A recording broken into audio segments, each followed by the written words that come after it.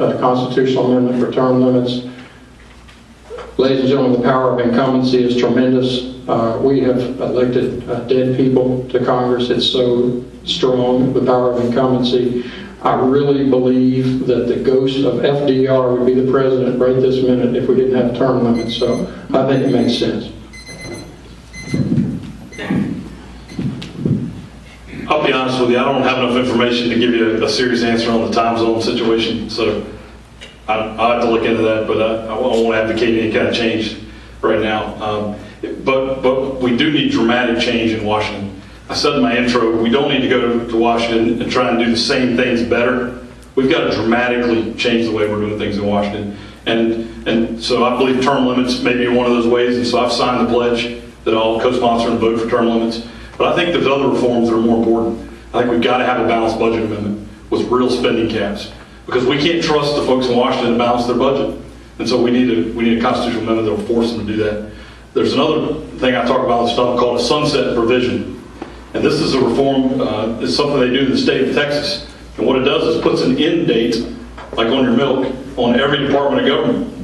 And so you stagger them. So you have one a year or two a year that come up for expiration. And it forces, in the case of Texas, it forces the legislature in Texas to review that entire department and look at every single program. You know, Ronald Reagan famously said there's nothing more permanent than a temporary government program.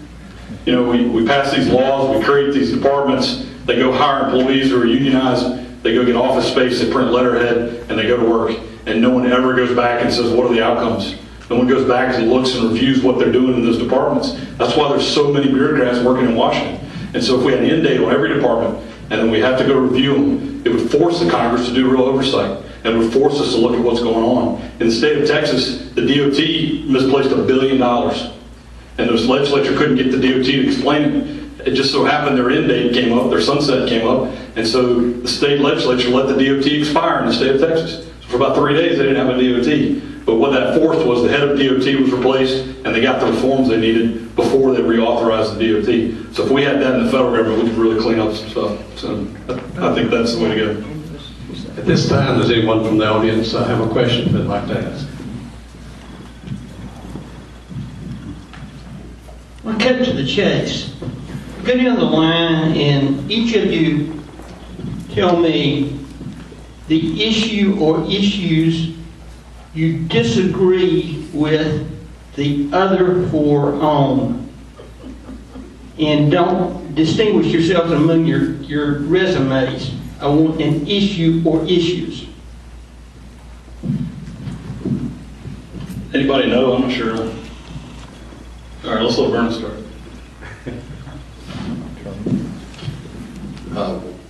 We've already heard my dissertation on term limits and why you should not go off a cliff with the populist notion that it would be better if bureaucrats are running this country and not your elected representative. And that is a major difference between myself and my four colleagues. I would add that I'm also the only individual who has come out against Lumbee tribal recognition. And I elaborated on that in the Robeson County paper, because I believe that Lumbee tribal recognition is a race-based reparation. And we should not be in the business of race-based reparations for blacks, browns, reds, yellows, polka dots, or any of those. What we ought to do, both in our hearts as individuals and as a matter of public policy, is strive to create unlimited economic opportunity based on individual merit. That's why I filed and joined the suit to strike down the University of North Carolina's racial quotas, racial and gender quotas, on the Board of Governors and the admissions policies and the admissions policies of the race-based scholarships. And those were not struck down because the University of North Carolina asked the legislature to get rid of all of them because they would lose that lawsuit. And so I believe that the Robeson County chairman said about my coming out against Lumbee recognition that Vernon Robinson is willing to say what everybody believes, but is afraid to say it. Anyone else? A lot of people have rebuttal to that. Is that fair, Dwight, to have a rebuttal to what he said, since he disagrees? He says he disagrees with all of us. I don't really think he does. I think this has been a misunderstanding that has persisted through several of these debates. But If it's a rebuttal on the issue, yes. certainly on the issue of Lumbee travel recognition. Okay. What I heard myself say, and what I heard, I think, some of the other gentlemen say, was that we would support, and I'm not speaking for anybody else, by the way, and I don't intend to. They've all got a chance at the microphone here, but what I heard, at least myself say, was that I would support Lumbee tribal recognition only if it made no difference in terms of spending in the federal government or the size of the federal government. And that has been misinterpreted to be that I would support something else, and that's just not true. Everyone I talk to on both sides of the aisle says that the Lumbee are indeed legitimate. And for whatever reason, people are trying to block that, I guess because if the Lumbee become recognized, they would take a piece of the pie from the other tribes. So it's probably the other tribes blocking it. I don't know. I haven't looked that far into it. I'm a dentist, not a member of Congress. But when I'm a member of Congress, I will look into it. And in the interest of fairness, I think we should decide that they are indeed legitimate, should be recognized, and that they should redivide the pie and not make the pie any bigger. So that's what I said, and I just want to be clear on what I said. And if anybody else wants to make their position clear, I think they should. I'm not in a tribe. I think Scott's right. The issue with the Lumbee tribe, they were handled differently than every other tribe in the history of this country. They were given a partial recognition by the federal government, and they were given full recognition by the state of North Carolina a long time ago. And it's not fair that they were treated differently. And so to me, it's just a fairness issue. And Scott's exactly right. You don't enlarge the pie when you add another tribe. It's the same pie. And that's why there's a lot of tribes out there that spend a lot of money lobbying to keep the Lumbees from being recognized because they don't want to share that money. But it won't increase the revenues. It's not a racial reparations issue. It's a fairness issue. And so that's why I take that position. To answer your question, I thought of one while I was sitting here. When it comes to trade policy, I think there's some dramatic differences with some of us here. I'm very pragmatic when it comes to trade because I've watched a lot of textile jobs get shipped out of this country because the Chinese cheating because they're doing illegal transshipments, and we've lost a lot of jobs that may just be a natural result of productivity, maybe a natural result of the cost of people, but the Chinese cheating on textiles has cost us a lot of jobs. And we've, in the past, in our trade agreements in this country, we've used textiles as a bargaining chip that we throw in the pot to sweeten the pot to get the other side to agree to the deal. And we've given away a lot of textile jobs in these deals. And so when it comes to trade, I'm going to be very pragmatic. And I'm going to look at every trade deal based on its impact on the 8th District jobs. Now, we need markets. I mean, you talk to farmers, you talk to folks who build heavy equipment here in this county. We need markets for those products, and so I'm going to be looking to support trade agreements. But if I see an opening for the Chinese to cheat and cost us more jobs, I won't support it. Some of my opponents are free traders. They would have supported CAFTA. I would have voted against CAFTA for that very reason I stated.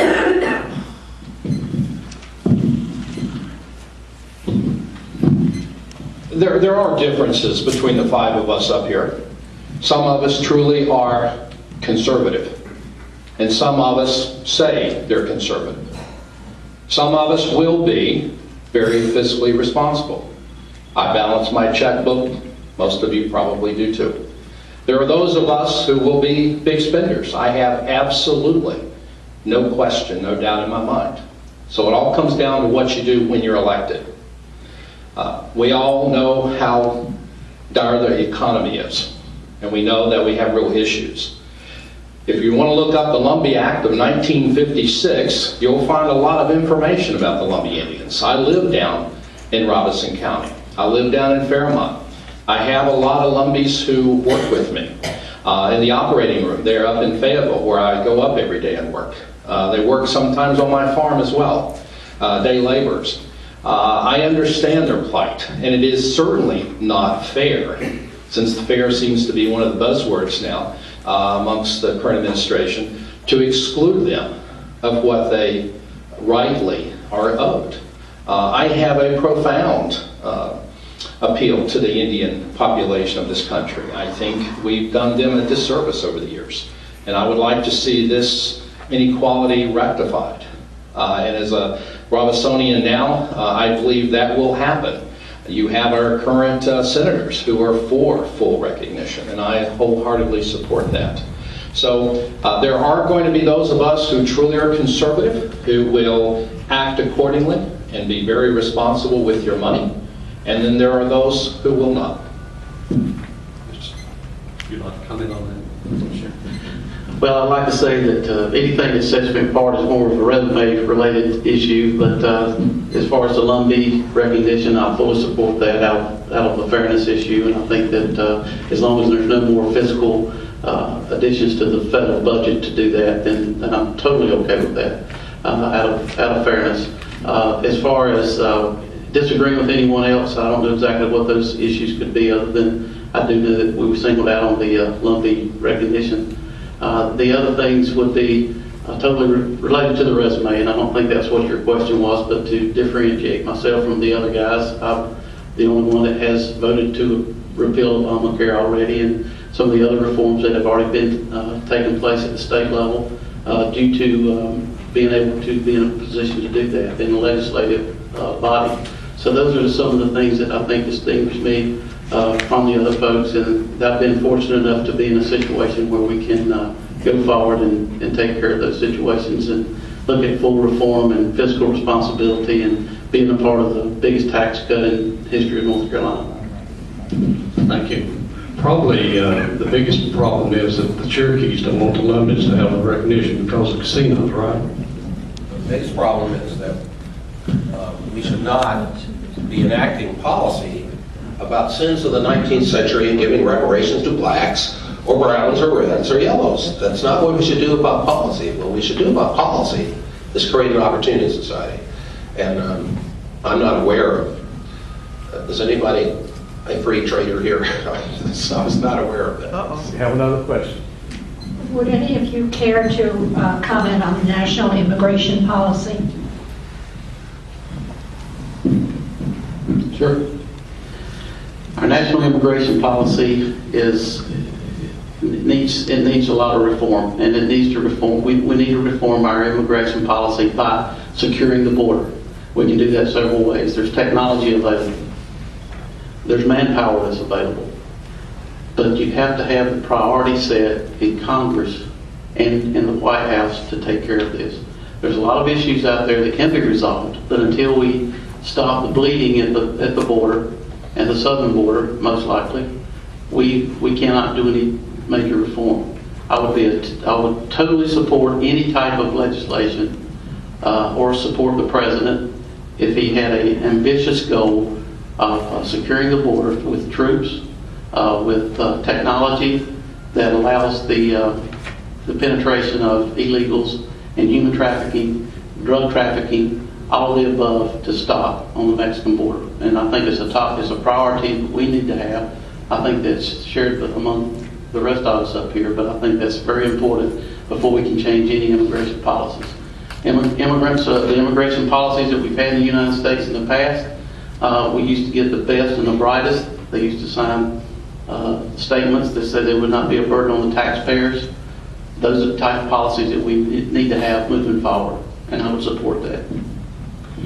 At this time, let's ask the audience if you have something that you would like to say to the candidates up here when they are elected as a congressperson. What would you like to see them do? Anyone want to expound on that? I have a bite on that immigration question because Just give me back to it. Anyone?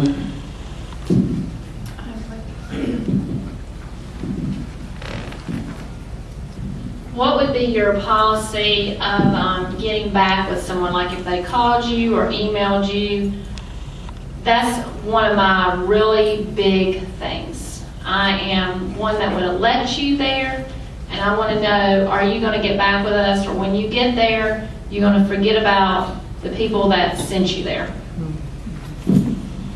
In other words, you're the employer. Exactly. Oh.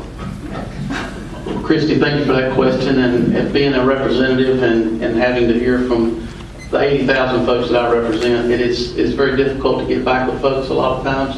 When they call you at that moment, you may be in a committee meeting or in session or doing other things, but it's good to get back with them. They want to hear your voice when it's possible. We do have email. Modern technology allows for email and texting, those kind of things, and sometimes that's good with some people. Some people want to hear that phone call, and to the extent possible, I like to do that. For the last 8 years, I've been my own chief of staff. I've been my own person in the district. I typically like to go out when there's a project to go see that project or what the problem is. Those are the type of things that we like to do. When it comes to health and human services or those social security or those kind of things, typically we try to help with that at the state level by just being a conduit to the federal congressman's office to try to take care of those things. But it's been my practice to go out and see the individual, to meet with the individual, or at least give them a phone call back if there's any way possible to do that. I think that's very important. It's the basics of being a good representative. It's the basics of being elected and having the honor to have your trust to do that. So my goal would be to have the best constituent services possible and to strategically locate my offices throughout the 8 districts so that I can be in touch with folks as often as possible. We have just a couple of minutes. Anyone have a question or comment from the audience, please? I think that question was intended for all of us. Done. Which one? Dwight. Right. Okay. Is that right, Trey? Christy? I would like to, I would just like to know, and I'm not saying you would call me back that very day, but sometimes you never get a call or an email or anything, and I just want to know what would your policy be, just real quick, because I'm going to vote, soon. Well, a couple of items. First of all, 1 minute. If I was actually your employee, you would have my cell phone number, right? Well, if you lived in Salisbury or read the Salisbury Post, you do have my cell phone number because I published it in the newspaper. And so far I've only gotten one call.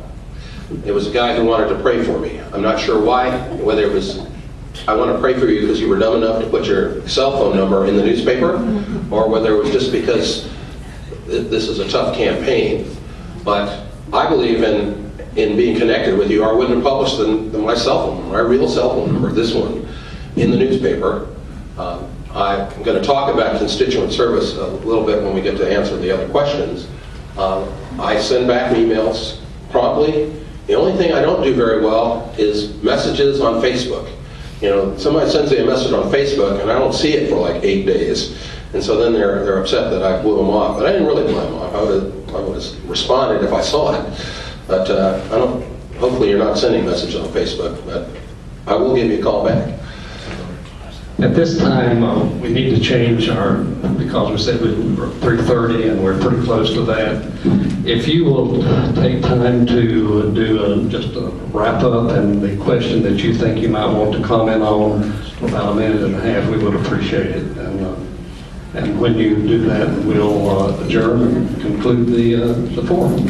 And Ms. Twitty, would you start, please? Sure, I'll be happy to. It won't come as any surprise. The question that I would select is number 7, which is the thoughts on providing every American with access to quality, affordable health care. I can tell you that the road we're traveling, you're not going to have affordable health care. You're not even going to have access. The current PPACA, or Obamacare, if you will, does just the opposite. Lowers your quality, minimizes your access, and it absolutely does nowhere lower your cost. You can get good health care today. You have to go to the emergency room. If you are like myself, who spend a lot of time in the emergency department, you will find that they're overwhelmed. You go there on a Sunday night and you'll see patient upon patient on a stretcher. Looks like some type of a war scene, because that's what's happening, because the government has got in between the patient and the doctor. If you truly want quality, affordable health care at a reasonable cost, you have to get the government and the insurance companies out of the room. What Teddy Kennedy did in 1982 with the HMO Act is what we're paying for today.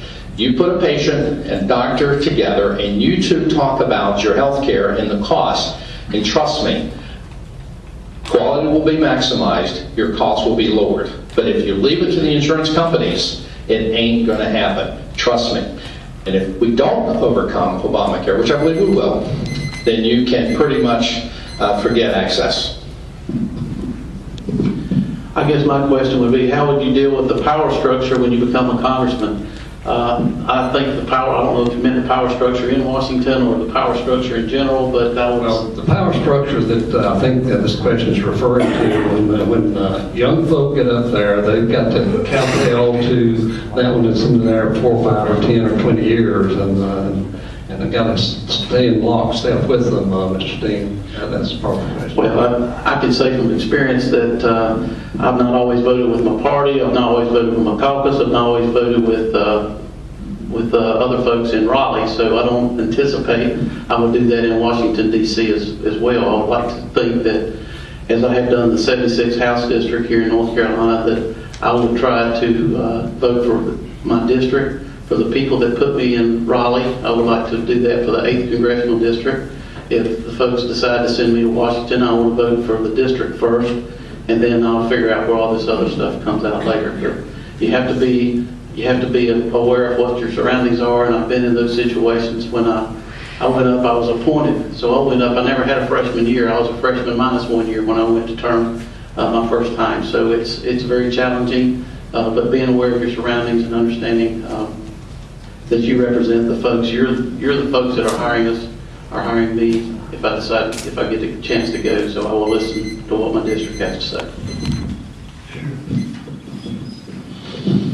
I'm Vernon Robinson, and I want to serve you as your representative of the United States Congress, and I will not vote the district first. I will vote the Constitution first, second, and last. I'd like to answer the question about being an employee of the citizens, and there are a couple of things that I wanted to note. A, when I was a city councilman in Winston-Salem, and I battled it out with the liberals on the council. Many of you saw me in action over those 8 years, 97, 2005. I had something called Breakfast with Vernon every Friday. And what you would do with that breakfast is you could sit with me, I'd go through the agenda, and somebody left me the tab once, and I said, no, it's not breakfast on Vernon, it's breakfast with Vernon. A friend of mine was chief of staff, and one of the things, many of you have gotten letters where you wrote to your congressman and then you got this unintelligible form letter back that didn't even deal with what you dealt with. And my friend put an ad out and said, anytime, or basically liberals and lazy people don't apply, I want the best and the brightest interns. And he had the interns writing the letters, and they were coherent answers to the letter you wrote. And so that's one of the things you can do to serve the citizens better. And I'd appreciate your vote. I like the question Fred picked about how to deal with the power structure. I've been trying to imagine what kind of sign I ought to put in the hallway there on the door of the congressional office. And I think it ought to be something like this. If you're here to help me uphold my oath to the Constitution and to help the people of the United States, well, then come on in. And if you're here for any other purpose, turn around and walk down the hall. That sounds pretty harsh, but there's only so much time in a day. And there is, after all, the oath to the Constitution. And I think the way you deal with the power structure is you refer the speaker or whoever else comes to your office to the sign above the door. And you say, Mr. Speaker, or Mr. Deputy Whip, or whoever it might be. Well, you know what the sign says. I'm out of time. Thank you. I also want to answer that question, how would you deal with the power structure, but I might answer it a little differently. Because I want to explain to you what I see as the power structure. For me, the power structure is God Almighty in heaven, and that's who I answer to, and that's who's in control of my life. And so if you give me the chance to serve you in Congress, I'm a human being. I'm not going to always be right, but I tell you, I'm going to make every decision on my knees and seeking to be in His will. And I just ask for your prayers, and I ask for you to give me the opportunity to serve you, and I'll work hard for you every single day. Thank you. And if we will, let's give these folks a real big round of applause.